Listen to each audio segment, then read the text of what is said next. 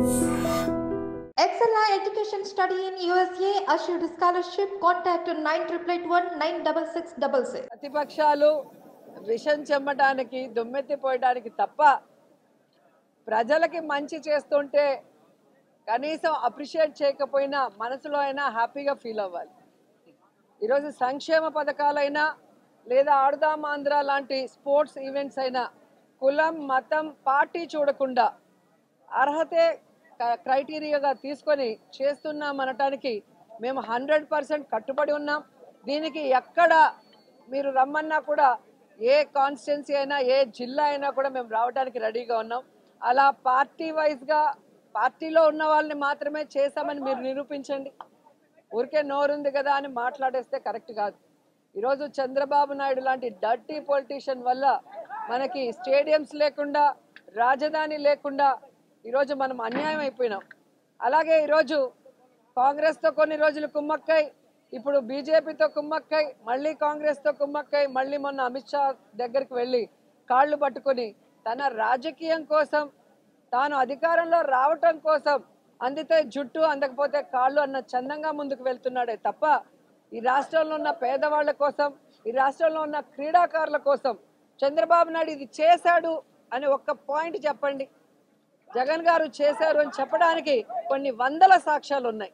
ఈరోజు ఈ 4.5 సంవత్సరాల్లో విద్యలో కానీ, వైద్యంలో కానీ, ఇళ్ల పట్టాలు ఇచ్చి ఇల్లు ఇవ్వటంలో కానీ, క్రీడల్లో కానీ, రైతులకు కానీ చెప్పడానికి ఎన్నో ఉన్నాయి. ఈరోజు చంద్రబాబు నాయుడు లోకేష్ని ప్రజలు నమ్మటం లేదు, వారు చెప్పే అబద్ధాలని ఎవరు పట్టించుకోవటం లేదనే ప్యాకేజీలు ఇచ్చి ఈరోజు పవన్ కళ్యాణ్ తీసుకొచ్చి చంద్రబాబు నాయుడు లోకేష్ మాట్లాడిన దాన్నే ఆయనతో మాట్లాడిచ్చారు. పవన్ కళ్యాణ్ చెప్పింది కూడా విని విని బోర్ అయిపోయి అతనికి క్రెడిబిలిటీ లేకుండా పోయిందని ఇప్పుడు షర్మిలమ్మని తీసుకొచ్చి ఆవిడతో కూడా అదే స్క్రిప్ట్ మాట్లాడిస్తున్నారు. ఏ స్క్రిప్ట్ అయితే ఆంధ్రజ్యోతి ఈనాడు రాసిచ్చిందో చంద్రబాబు నాయుడికి, అదే స్క్రిప్ట్ ఈరోజు 1వ కృష్ణుడు, 2వ కృష్ణుడు, 3వ కృష్ణుడు, 4వ కృష్ణుడు అని ఒక్కొక్కరుగా వచ్చి మాట్లాడటమే తప్ప ఈ మాట్లాడే వాళ్ళందరూ కూడా నాన్ లోకల్ పొలిటీషియన్స్. హైదరాబాద్లో కూర్చొని వాళ్ళకి పని పాట లేనప్పుడు టైం పాస్కి ఆంధ్రప్రదేశ్కి వచ్చి మాట్లాడే మాటలు ఇవని ఈ రాష్ట్రంలో ఉన్న ప్రజలందరూ కూడా గమనించారు. కాబట్టే వారి మాటల్ని ఎవరు కూడా పట్టించుకునే పరిస్థితి లేదు. ఖచ్చితంగా ఆవిడ మాట్లాడే ప్రతి మాట కూడా చంద్రబాబు నాయుడు మాట్లాడుతున్న మాటలే దానికి నిదర్శనం. అండ్ ఈరోజు మీరు చూస్తే షర్మిల గారికి తెలంగాణ బిడ్డని, తెలంగాణ ప్రజల కోసం జీవితాంతం సర్వీస్ చేస్తానని వైఎస్ఆర్ తెలంగాణ పార్టీ పెట్టినావిడ ఈరోజు ఆ పార్టీని గాలికి వదిలేసి ఆంధ్రప్రదేశ్కి వచ్చి ఇక్కడ జగనన్నను తిట్టాల్సిన అవసరం ఏమొచ్చిందో ఒకసారి మీ అందరూ కూడా ఆలోచించాలి. రెండోది, రాజశేఖర్ రెడ్డి గారు బ్రతికున్నంత కాలం వైఎస్ఆర్ గారిని అవినీతి పరుడని, దోపిడీదారిని మాట్లాడిన చంద్రబాబు నాయుడు ఇంటికి వెళ్ళి బొకే ఇచ్చి కొడుకు ఎంగేజ్మెంట్కి పిలవాల్సిన అవసరం ఏముందని అడుగుతున్నాను. అలాగే వైఎస్ఆర్ పంచలూడ తీసుకొడతానన్న పవన్ కళ్యాణ్ ఇంటికి వెళ్ళి మిలాఖత్ చేసుకొని ఆయన ఎందుకు పిలవాల్సి వచ్చిందో చెప్పాల్సిన అవసరం ఉంది.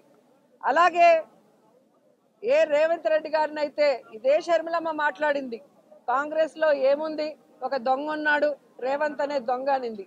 మరి దొంగ అన్న వ్యక్తిని ముఖ్యమంత్రి అవడానికి అర్హత లేదు, రేవంత్ ముఖ్యమంత్రిని కానీకుండా నేను చూస్తానని శపథం చేసినావిడ ఈ రోజు ఎందుకు వెంటనే రేవంత్ ఇంటికి వెళ్లాల్సిన అవసరం ఏమొచ్చిందో అడగండి. తెలుగుదేశం పార్టీ కోవట్టన్న రేవంత్తో ఇన్ని మిలాఖతులు చేసి ఈరోజు జగన్ గారి మీద విషం చిమ్ముతుంటే షర్మిలమ్మని ఏమనాలో ఒకసారి మీ అందరు కూడా ఆలోచించాలి.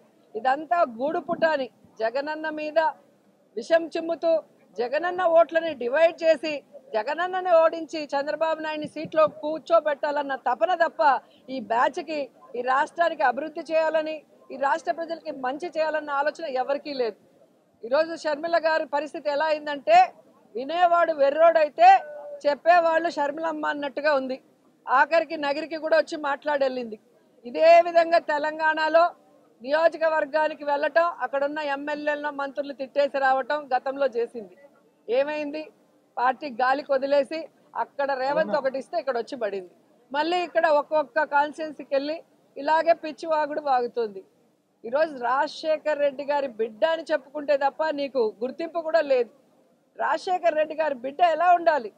రాజశేఖర్ రెడ్డి గారి లాగా మనసు ఉండాలి, రాజశేఖర్ రెడ్డి గారి లాగా పౌరుషం ఉండాలి, రాజశేఖర్ రెడ్డి గారి లాగా ఒక మాట ఇస్తే ఆ మాట మీద నిలబడాలి. అవన్నీ ఈరోజు జగనన్నకు మాత్రమే ఉన్నాయి. రాజశేఖర్ రెడ్డి ఆశయాలకి ఈరోజు ప్రతిపక్షాలన్నిటితో కూడా పోరాడి వాటన్నిటిని కూడా ప్రజలకు అందిస్తున్న వ్యక్తి జగన్మోహన్ రెడ్డి గారు అయితే, ఏ రాజశేఖర్ రెడ్డి గారిని అవమానించారో ఆ ప్రతిపక్షాలతో చేతులు కలిపి రాజశేఖర్ రెడ్డి గారి ఆత్మ క్షోభించే విధంగా చేసే ఆవిడ షర్మిల గారు. కాబట్టి ఆవిడ నేను వైఎస్ఆర్ బిడ్డ బిడ్డ అని చెప్పుకుంటే పైనున్న వైఎస్ఆర్ గారి మనసు క్షోభిస్తుందన్న విషయం ఆవిడ తెలుసుకోవాలి. తెలుగులోనేగా చెప్పాను ఇప్పుడు.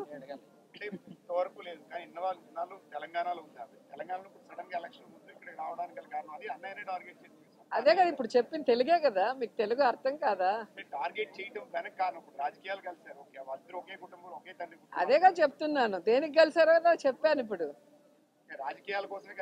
అంతే, 100% అంతే కదా, వేరేముంది ఇక్కడ?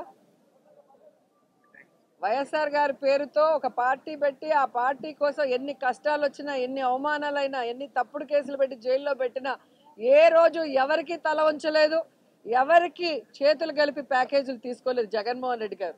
కానీ వైఎస్ఆర్ తెలంగాణ పార్టీ అని పెట్టి దాన్ని గాలికి వదిలేసి ఏ వైఎస్ఆర్ గారిని చనిపోయిన తర్వాత ఎఫ్ఐఆర్లో పెట్టారో, ఏ వైఎస్ఆర్ గారు అభిమానించే ఈ రాష్ట్రాన్ని ముక్కలు చెక్కలు చేసి అన్యాయం చేశారో, ఏ వైఎస్ఆర్ కుటుంబాన్ని చీల్చి ఈరోజు వేడుక చూస్తున్నారో ఆ కాంగ్రెస్లోకి వెళ్ళి ఈరోజు ఆవిడ మాట్లాడుతుంటే జగన్ గారి గురించి ఇంకా ఇంతకన్నా సాక్ష్యం ఏముంది? ఆవిడ కేవలం రాజకీయం చేయటానికే ఆంధ్రప్రదేశ్కి వచ్చింది తప్ప నిజంగా ఆంధ్రప్రదేశ్ మీద ప్రేమ ఉంటే గతంలోనే ఇక్కడ పార్టీ పెట్టుకొని ఇక్కడే తిరుగుండొచ్చు కదా. Thank you.